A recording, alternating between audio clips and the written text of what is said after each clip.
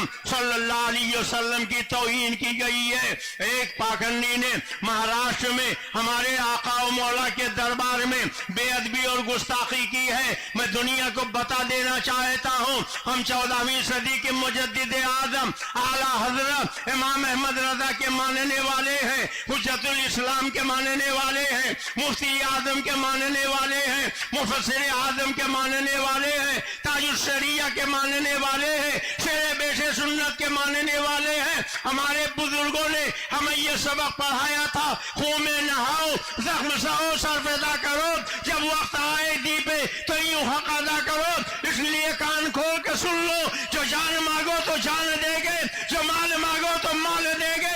कभी ना होगा ये हमसे हरगिज़, नबी का जाहो जलाल देंगे।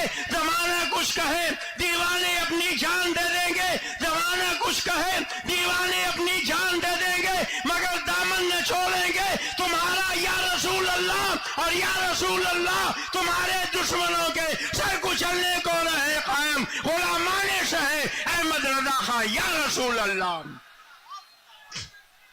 सरकार आला हजरत के उर्स में आने वालों, मैं आपसे पूछना चाहता हूं, हमारे मुल्क के प्रशासन के लोग ये कहते थे सबका साथ, सबका विकास, सबका विश्वास होना चाहिए।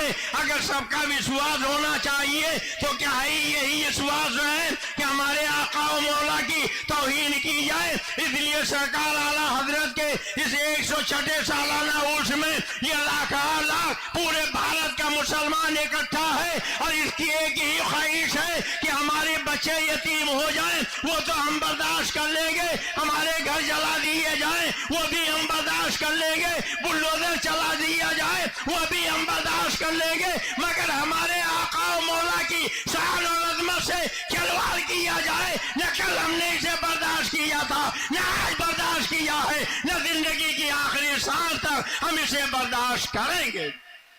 बोलो आप मुत्तफिक हो? कितने लोग बीच महफिल से खड़े होकर नारा लगाओ।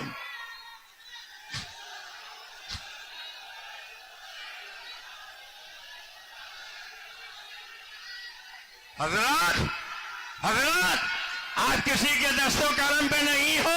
याद कीजिए सैकड़ों साल पहले 7 समंदर पार से जनतन के गोरे, मन के काले अंग्रेज, गोरी चमड़े वाले हिंदुस्तान आए और यहाँ आने के बाद पहले तो ताजिर बनकर उन्होंने काम शुरू किया और जब देखा हिंदुस्तान सोने की चिड़िया है तो धीरे धीरे पूरे मुल्क पे कब्जा जमा लिया, हिंदुओं को गुलाम बनाया, मुसलमानों को गुलाम बनाया। उन्होंने तरकीबें बनाई कैसे भारत वालों को गुलाम बनाया जाए, चुनांचे उन्होंने हिंदुओं को मुसलमानों के खिलाफ वर्गलाया, मुसलमानों को हिंदुओं के खिलाफ वर्गलाया। मगर एक वक्त आया पूरे भारत के हिंदू मुसलमान इन गोरी चमड़ी वालों के खिलाफ उठ के खड़े हो गए। कौन नहीं जानता है हिंदुस्तान की आजादी के लिए सबसे पहले उलमाए अहले सुन्नत मैदान अमल में उतरे हैं। सरकार आला हजरत के दादा हजरत मौलाना रजा अली खां मुजाहिदे आजादी है,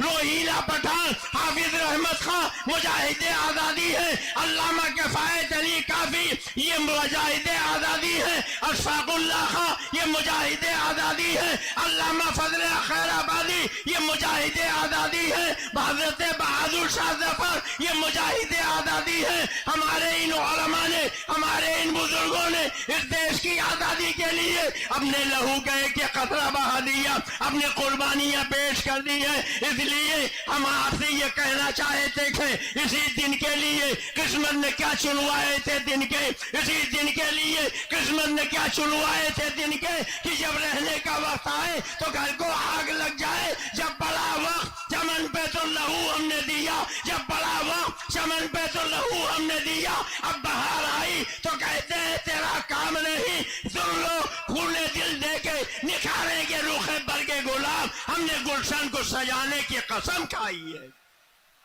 जिस मुल्क की आजादी के लिए हमारे बुजुर्गों ने कुर्बानियां दी हैं वो मुल्क तबाह बर्बाद हो जाए। बोलो ए आला हजरत के दीवानों, क्या तुम इसे पसंद करोगे?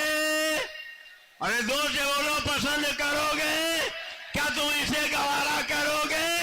आज आला हजरत को सुन्नियों को अंग्रेजों का एजेंट कहा जाता है। आइए एक दो बातें मैं आपको बता दूं, ये उनकी जमात के सबसे बड़े मौलाना है कासिम नानोतवी। एक मर्तबा उनके घर अंग्रेजी फौज पहुंच गई और उन्हीं से पूछ लिया मौलाना कासिम नानोतवी कहाँ है। किताब का नाम तज़किरतुर रशीद है। वो जहाँ खड़े थे एक कदम आगे बढ़ाया और पीछे मुड़ के कहा अभी तो यहाँ खड़े थे। अंग्रेज फौजियों ने समझा अभी यहाँ खड़े थे कहीं चले गए, वो पीछे तलाश करने चले गए। कौन नहीं जानता है मौलवी रशीद अहमद गंगोही। जी हाँ, वही रशीद अहमद गंगोही जिसने काला कौआ खाना शराब लिखा है। उन्हें बाकायदा अंग्रेजों से वजीफा मिलता था और तज़किरतुर रशीद में रशीद अहमद गंगोही का बयान लिखा हुआ है। उसने लिखा है कि अंग्रेज सरकार मालिक भी है मुख्तार भी है, जो चाहे करे। और उसके बावजूद आला हजरत को उनके मानने वालों को अंग्रेजों का एजेंट कहा जाता है। मेरा चैलेंज है सारे वहाबियों से, मेरे आला हजरत ने 100 से ज्यादा उलूम व फनून पर 1300 से ज्यादा किताबें लिखी है। कोई एक किताब दिखा दो। वह एक किताब तो बहुत बड़ी बात है, किसी एक किताब का एक सफा दिखा दो। एक सफा तो बहुत बड़ी बात है, किसी एक किताब की एक सतर दिखा दो। एक सतर भी बहुत बड़ी बात है, किसी किताब का एक हर्फ दिखा दो जिसमें आला हजरत ने अंग्रेजों की हिमायत की हो। आला हजरत के ऊपर ये बोहतान है, ये इल्जाम है। हमारे बुजुर्गों ने भारत को कैसे आजाद कराया है, आइए एक झलक मैं आपके सामने रखो। बरेली शरीफ के पीछे एक शहर है जिसे मुरादाबाद कहा जाता है। वहाँ एक शायर गुजरे थे जिन्हें अल्लामा किफायत अली काफी कहा जाता है, जिनके बारे में आला हजरत ने लिखा है ये सुल्तान नात है। उन्हें अंग्रेजों ने गिरफ्तार किया और गिरफ्तार करने के बाद तरह तरह की अजियतें पहुंचाई। रोंगटे खड़े हो जाएंगे। अल्लामा किफायत अली काफी को इस देश की आजादी के लिए मुरादाबाद में गरम गरम स्त्री लेकर उनके जिस्म पे फिराया गया। स्त्री के साथ उनके बदन की खाल उधर जाती थी और उनके जख्मों पर नमक छिड़का जाता था और उनसे कहा जाता था तुमने जो जिहाद की बात की है अंग्रेजों के खिलाफ, उस फैसले को वापस ले लो। मगर अल्लामा काफी ने फरमाया मेरा कल भी वही फतवा था, आज भी वही फतवा है, जिंदगी के आखिरी सांस तक मेरा वही फतवा रहेगा।